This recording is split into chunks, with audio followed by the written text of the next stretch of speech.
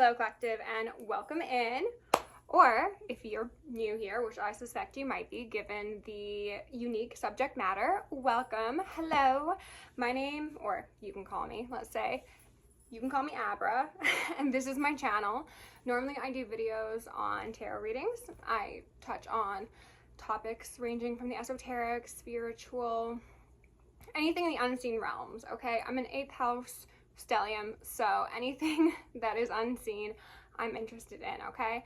But today, as you can tell from the title of this video, and the thumbnail most likely, we are going to be talking about my experience with DMT and how it changed my life in the most unexpected and unique way. I never expected it to. So to be honest, going into the experience, I didn't know what to expect, really. Like, I had never even conceptualized the idea of doing a psychedelic at that point. Hi, Beepy. My little bunny, whose name is Bear, is just hanging out around me.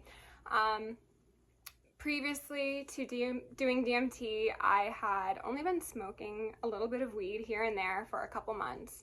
When I was younger, I was like vehemently opposed to drug use of any sort, to be honest, which is funny given the path that my life has taken, and how invested I am in, again, the unseen realms. But the last couple months before high school, when all of my friends were smoking weed and, gallivanting and doing Molly and all those sorts of things, I was very, very opposed to it. And when I finally, slightly before graduating, decided to actually try smoking weed for the first time, I went about it in secret and I didn't tell any of my friends, and I had that experience. I was like, okay, it's not that bad. And then I became a bit more open-minded, but still the concept of psychedelics was always something that was very jarring to me because of the extent that it impacted people's lives and the type of experiences that they reported having. So I did honestly kind of go into the experience with a bit of a bias. And I did DMT the summer I turned 18. So I was either 17 or 18. It was after graduating.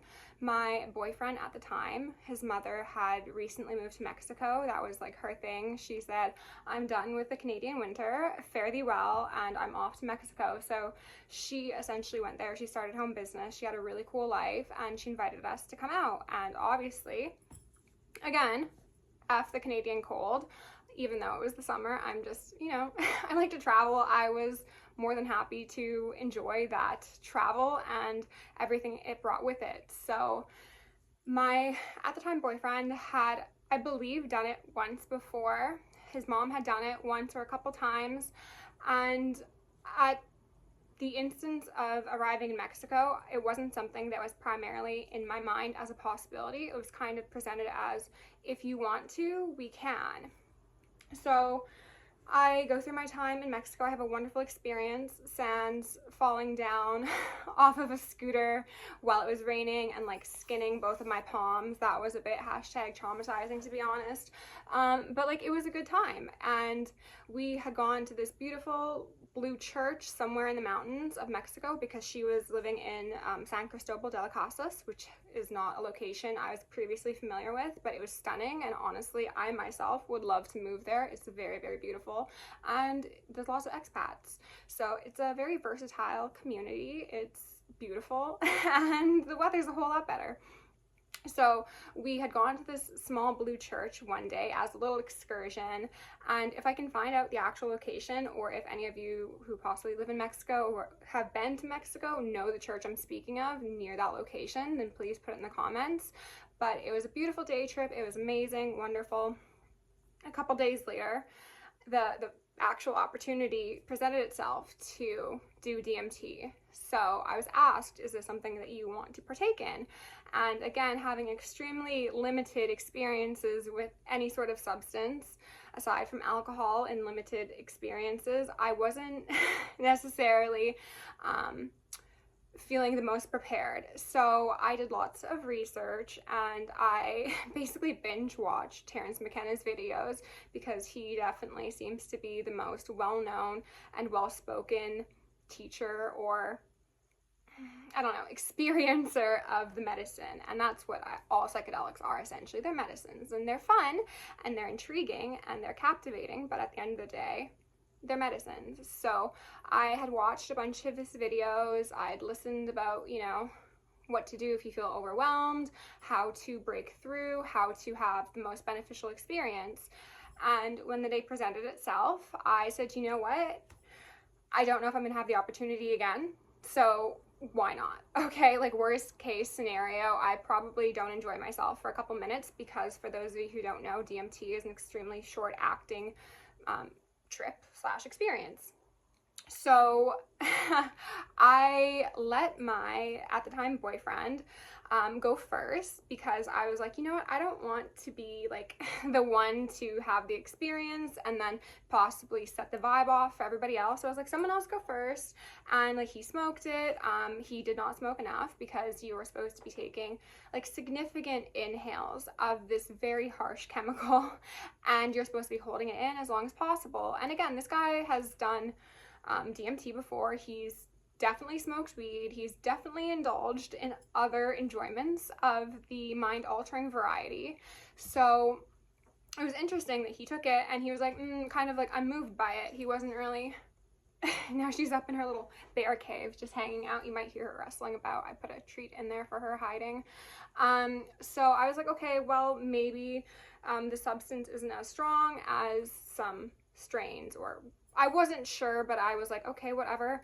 I guess you could call him shaman, the facilitator of this experience, was friends with the individual who brewed the DMT, or who crafted the DMT, whatever phrasing that you personally prefer. So I knew it wasn't like something made in like the basement of someone, or, you know, someone's bathtub, like, and it wasn't synthetic, it was made in Mexico. So I was like, well, he seems rather unimpacted, so I'm just gonna go ahead and give it a try. So I sit down, and we'll just call him the shaman for convenience sake. The shaman's like, okay, well, you need to take like your 2 big inhales, and you should try and take like another 1 or 2 if possible. Oh yeah, she's finding that treat. You go, girl. So I sit down in like this recliner-esque chair, and he's holding the pipe, because when you break through with DMT, which not everyone does, but those who do, you pass out, you fall asleep, and it's like you enter the dream realm. So he wanted it to be in a cozy situation, hence the recliner. And obviously anyone should probably have the pipe held for them, but given the fact it was my first experience, he was like, I'm definitely just gonna sit here with you and make sure that, like, you know, you don't drop the pipe or anything like that. So okay, fine, good. He had good vibes, and beautiful house, beautiful location. So I take the first inhale, and I'm like absolutely floored at like how potent the scent slash sensation is of this chemical. It is kind of like the smell of like tar on the road during the very, very, very hot summers. It's not pleasant, I will be honest with you. And again, as someone who just smoked a little bit of weed, I was like, oh my god, like this is a lot. But he was like, take another. So I did. And I was like, honestly, bud, I think that's about it. And he's like, take 1 more. I believe in you. You can do it. This is a psychedelic hype man if I've ever met one. So I did. I took the last one, and I held it in as long as I possibly could. And then I don't know what happened after that, because I fell back, I guess. And I went into like the dream, the ether state, right? And people say when you do DMT, there's like a waiting room, and I saw the waiting room, and essentially what it was like a giant cathedral-like vibe, from what I recall, because this was like over 10 years ago. I did this like 17, 18, and I'm 30 now, so this was a while back, but I can still see a lot of the experience so vividly. So the surrounding area, not all that important, but it was essentially like I was in the center of a cathedral, and I was staring up at like a kaleidoscope experience, and it was stunning. It was very, very beautiful, but I was still feeling very overwhelmed, which I suspect to be, you know, the physical ego that manifests in this realm, wanting to keep you tied to the reality, to the 3D, to the things you know, right? And in that moment, I knew, I was like, I have the option of letting that go, and it was a very, very conscious decision at that point, or I can be dwarfed by the magnitude of what I'm seeing and feeling and experiencing, and I can just go back to reality. And it wasn't like a good or a bad, it was just like, pick your path in this adventure. So I was like, all right, well, like Terrence McKenna has done this a whole lot, people have done this a whole lot, like no one's, you know, gotten stuck on the other side or had like their entire life ruined by having this experience. So I was like, let's do it, let's go. And at that moment, actually, hold on, I'm gonna have a little vape break. Oh, wrong end.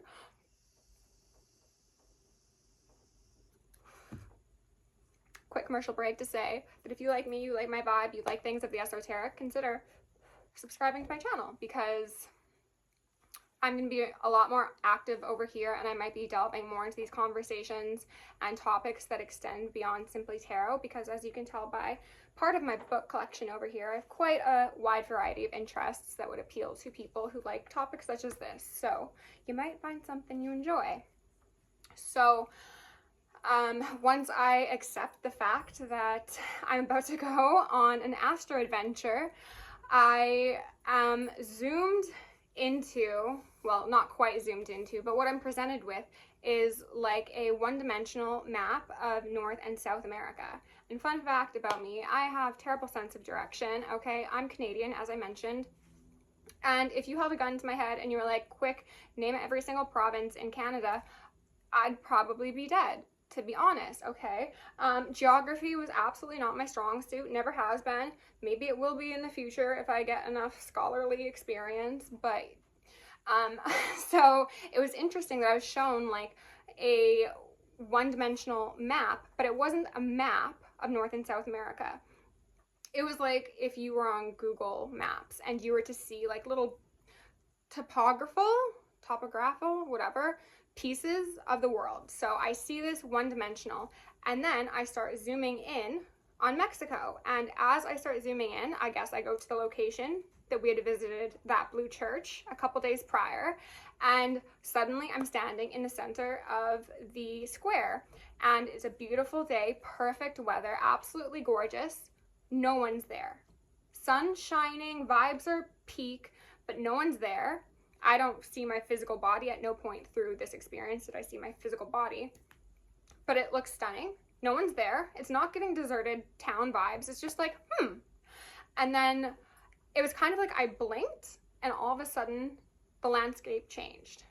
Like it went from Earth to the ethers in like half a second. So what had previously been a landscape of a church was now a cosmic playground, you could say. So it was kind of like you were in like a modern day interpretation of the cosmos. So it was like everything around me was like dark purple and black and like sparkly and ethereal. And in front of me, where the church previously was and the square was a fruit stand, and we'll get back to that in a second. But behind the fruit stand was this big tall fence, and I couldn't quite see everything behind the fence, but there was a carnival.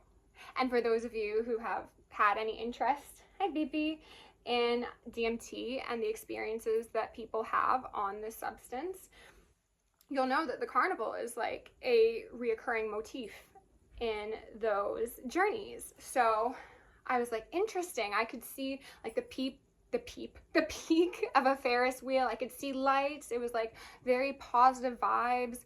And yeah, so I see this big fence and then this carnival experience off in the background. And in front of me is this fruit stand. And with this fruit stand, stand 3 cosmic, ethereal, alien, otherworldly, whatever word you so choose to use, beings. And 2 of them were like roughly the same size. So it seemed to be like parents, perhaps, and then like a child. And they were like smiling and grinning, and they were like so happy to see me. And to describe these beings, I feel like none of the images on Google image search of like DMT entities really do them justice, to be honest. I haven't seen anybody depict the ones I saw, which if someone can take my explanation and turn it into a rendering, I'd be very grateful. I've considered trying that myself. It would probably take me a while because I'm not like extremely creatively inclined in that particular venture. But think of if you were to see like the bark of a tree wrapped on a face, and every single little knot in that wood on that bark was like a different color. So it was like they were rainbow tree beings, and I'm pretty sure the knots were constantly moving. So it was like a constant swirling of a rainbow tree individual, which was super cool. It was very, very neat. And they're standing there in front of this fruit stand. And again, they're just like so happy to see me. It was like a welcome home sort of vibe. And there was no like verbal discussion. I didn't ask them anything. I didn't say anything. They weren't communicating that way through me. And honestly, I didn't get any like telepathic messages either. And this was obviously, again, when I was quite young. And granted, at that point in time, I was inclined towards, I've always been inclined towards less organized religion. So like when I was 17, 18, 19, I was attending Buddhist temples. Now I don't know what term I'd give myself other than spiritualist, but like I don't have a patriarchal God view of the world, okay? So I don't remember how I was linking that back into it, but whatever. If it's relevant, it's relevant. So they're giving me this welcome home vibe. And again, they've got like this fruit stand next to them with all of these etheric goodies, and none of them I remember the specifics of, but I know for sure they were nothing like what we've got here on planet Earth, okay? And so I think I was coming close to connecting those two thoughts. Maybe it was about communication. I was going to say that I was never into organized religion as a youth, never have been, but I certainly wasn't as far along my spiritual path as I am now, so I wasn't necessarily as focused on the possibility of there being like a telepathic communication as a possibility. I was also, again, very just dwarfed at the experience, so I was kind of taking everything in and not necessarily focused on communing with the beings I contacted, or that contacted me. Either way. So they are being extremely pleasant to me, and they begin to offer me these cosmic fruit, and I'm like, I guess I take them because they keep on handing them to me, and it's just this very overwhelmingly peaceful, happy, like energetic experience. And at some point, I can begin to feel myself being pulled back into physical reality. And I was like, oh, like I was getting sad. I was like, no, like I want to hang out with you guys more. Like I want to keep this party going. And then they start waving to me kind of like knowingly, being like, I could feel it was like a you'll be back sort of thing. It wasn't like a bye for good. It was like a see you soon. So I was like, wow, okay. And I'm slowly being pulled back to reality. And I wake up and I've got like little tears on my face because I guess I was just so happy. I was like crying while I was under / over / floating about, you know, and there's no one around me because I suppose when I'd gone under, everyone else went out to the backyard to just give me some space to have my experience. So they're no longer around me. And something tells me to just like close my eyes, just like see if I can go back into it. So I close my eyes, and I do. As I'm coming back into the reality that they were inhabiting at that time, I didn't get the whole like room / map zooming in thing. I just basically went straight into it. They were like, hey, like welcome back. We told you you'd be back sort of thing. And I was just like, wow, like that's so wild. It was like they knew that I was gonna like, I mean, of course, right? Of course they know. Intergalactic beings are wonderfully intelligent individuals, and I'm sure they saw this happening eons ago or whatever the case may be. So I come back into it, and again, I'm just kind of like interacting with them and receiving their fruits of knowledge, quite possibly. And then not too long later, I start getting that feeling again of like, oh, like reality's calling you, time to go. So then I'm like, oh, like this is probably gonna be it. Like it's really the end of the trip.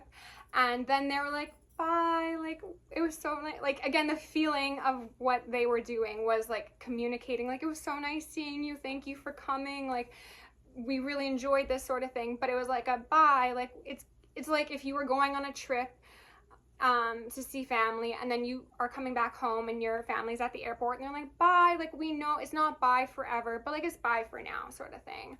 I'm kind of like getting emotional just thinking about it, but there wasn't necessarily that emotion in it for them when they were bidding farewell. So I come back into my body and now there's like tears streaming down my face and I'm like on the verge of sobbing. Like I'm just so overwhelmed with like love and joy and beauty and like the magnitude of the experience. And I'm sitting there for a second and then I get up and I'm like, okay, well, they're in the backyard, so like let me go see if anyone else had another experience, because I think the shaman was doing his at the end, and then my ex's mom had done hers immediately after mine. So I was like, they're not here, so maybe they're out back. So I go out to the back and they're all there and none of them broke through apparently. But they're like, oh my God, like how was it for you? And I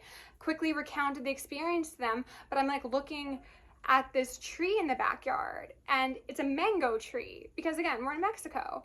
And fun fact about me is for like 17 years of my life, I was like vehemently opposed to mangoes. Like I love fruit. I've always been very open-minded with like trying new foods and stuff. And my dad personally was like really obsessed with mangoes. It was like his favorite thing.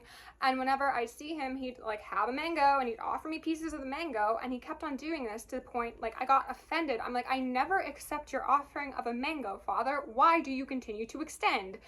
And he did though. So I had at one point, like I guess in my youth, tried some and I didn't enjoy it, and then I was like, never again.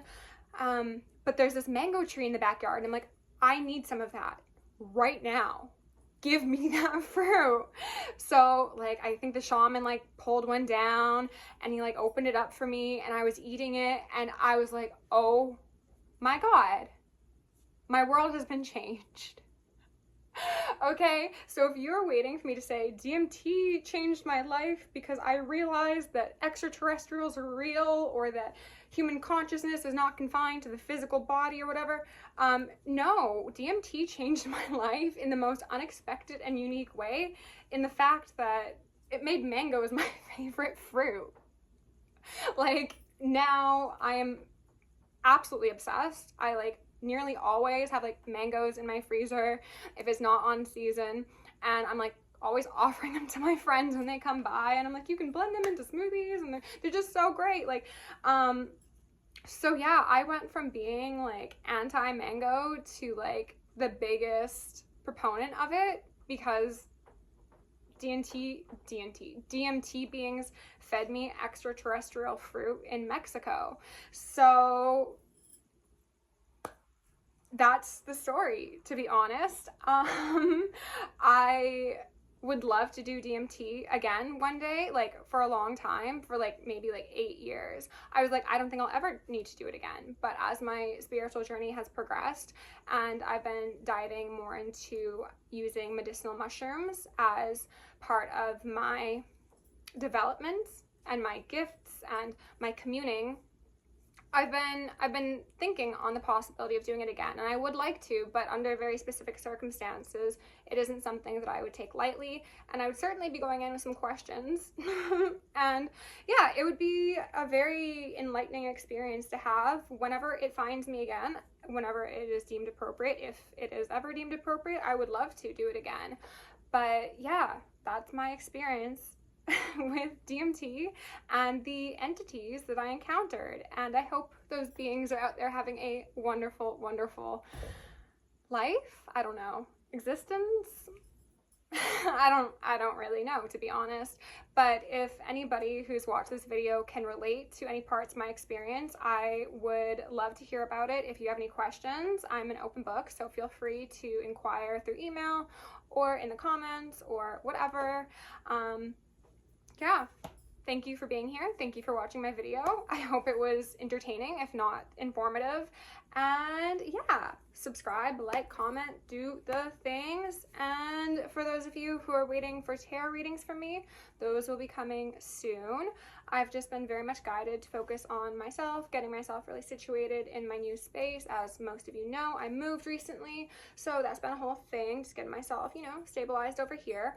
But I very much missed connecting with you all and look forward to doling out some cards for the collective, okay? Love you lots. Stay safe, stay sexy, stay sane, and stay psychic.